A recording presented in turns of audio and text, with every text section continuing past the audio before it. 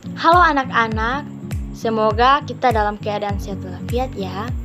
Di video kali ini kita akan membahas tentang gerak dan pesawat sederhana.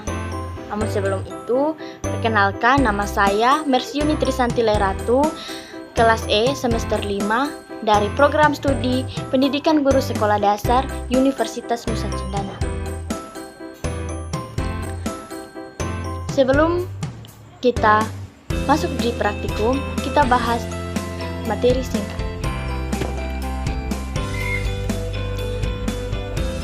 Apakah adik-adik tahu tentang gerak? Gerak adalah perubahan posisi suatu benda terhadap titik acuan. Titik acuan sendiri didefinisikan sebagai titik awal atau titik tempat pengamatan. Berdasarkan sifat, gerak dibagi menjadi dua, yaitu gerak yang bersifat relatif dan gerak semu.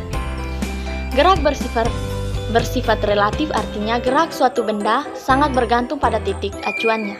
Benda yang bergerak dapat dikatakan tidak bergerak. Sebagai contoh, meja yang ada di bumi pasti dikatakan tidak bergerak oleh manusia yang ada di bumi. Tetapi bila matahari yang melihat, maka meja tersebut bergerak bersama bumi mengelilingi matahari.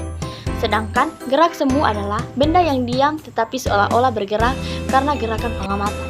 Contohnya yang sering kali kita jumpai dalam kehidupan sehari-hari adalah ketika kita naik mobil yang berjalan, maka pohon yang ada di pinggir jalan kelihatan bergerak. Ini berarti pohon telah melakukan gerak semu. Gerak semu pohon ini disebabkan karena kita yang melihat sambil bergerak. Berikutnya pembagian gerak. Berdasarkan lintasannya, gerak dibagi menjadi 3. Yang pertama, gerak lurus, yaitu gerak yang lintasannya berbentuk lurus. Yang kedua, gerak parabola yang gerak lintasannya berbentuk parabola. Dan yang ketiga, gerak melingkar, yaitu gerak yang lintasannya berbentuk lingkaran.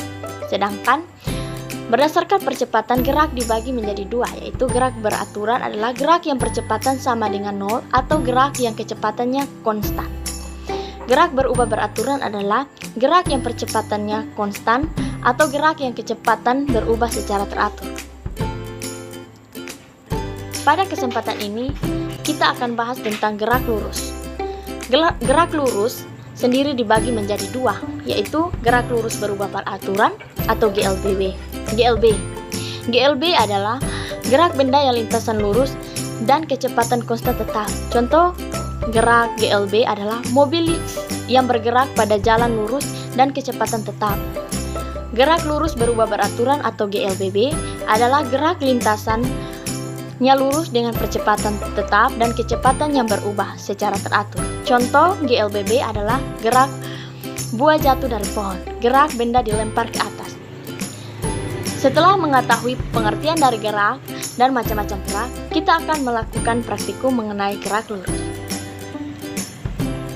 Yang digunakan ada bola, ada uang logam, ada botol. Langkah pertama yaitu bola menggelinding. Yang kedua, gerak benda memantul. Yang ketiga, gerak benda berputar. Dan yang keempat, gerak benda jatuh menggunakan tangan. Nah, adik-adik, kita masuk dalam pesawat sederhana.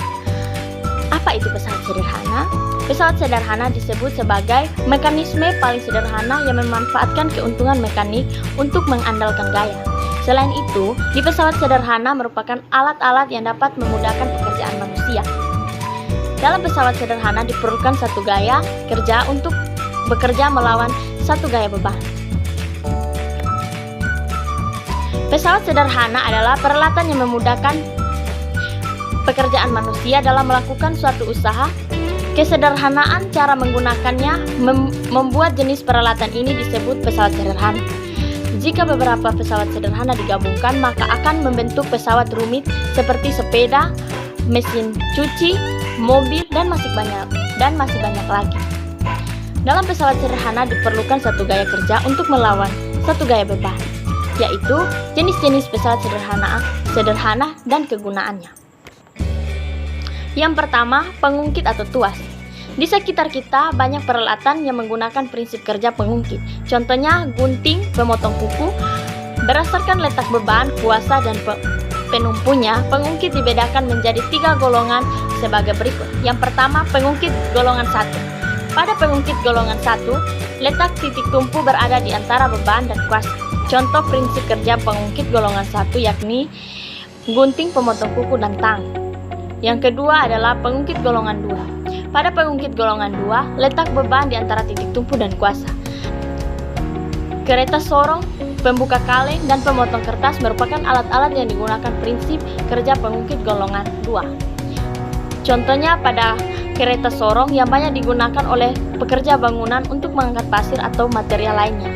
Alat ini berguna untuk melawan benda-benda yang berat selain lebih cepat dan mudah. Tenaga yang harus dikeluarkan pun lebih sedikit. Pengungkit golongan 3. Pada pengungkit golongan 3, letak kuasa di antara beban dan titik tumpu. Stapler, pinset, dan sapu menggunakan prinsip kerja pengungkit golongan 3. Yang kedua, bidang miring. Bidang miring adalah suatu permukaan datar yang memiliki sudut.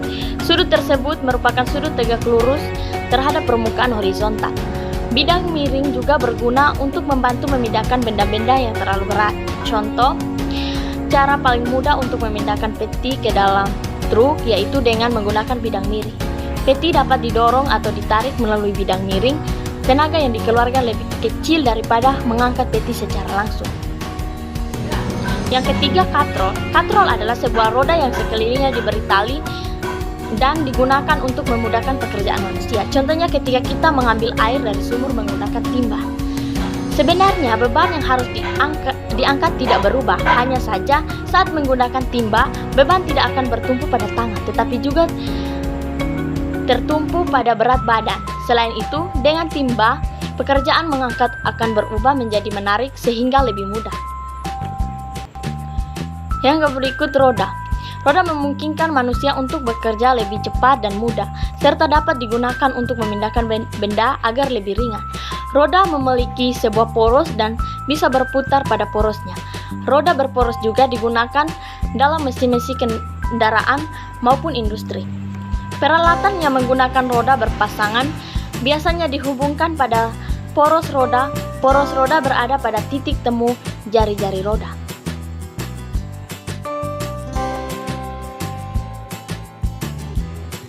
Alat dan bahan yang digunakan, yang pertama botol sebagai penyangga, yang kedua ada jepit pakaian, yang ketiga ada benang, yang keempat ada mistar. Ikut gantungkan jepit pakaian 3 pada titik beban dan 2 pada titik kuasa dengan titik tumpu berada pada angka 15.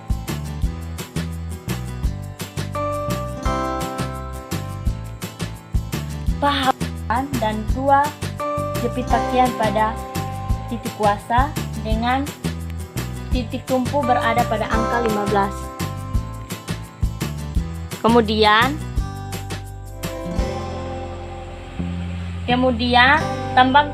tambahkan 1 buah jepit pakaian pada titik beban.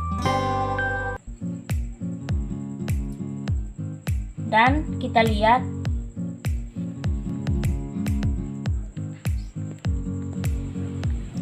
titik beban dan titik kuasa tidak seimbang. Kemudian kita geser pada